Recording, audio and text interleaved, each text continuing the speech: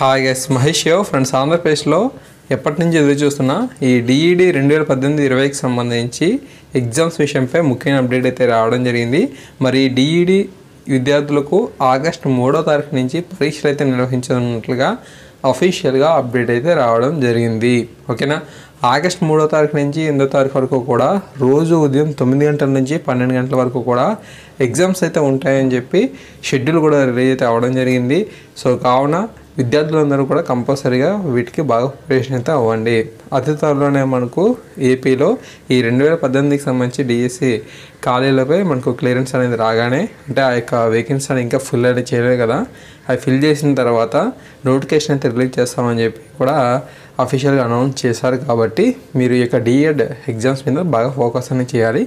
వీటిని మీరు క్లియర్ అనేది చేసుకుంటే అప్పుడు నోటిఫికేషన్ వచ్చినప్పటికల్లా మీకు ఎలిజిబుల్ అయితే ఉంటుంది. కాబట్టి తప్పనిసరిగా మీరు ఎగ్జామ్స్ మీద ఫోకస్ అనేది చేయండి. Okay, all the best.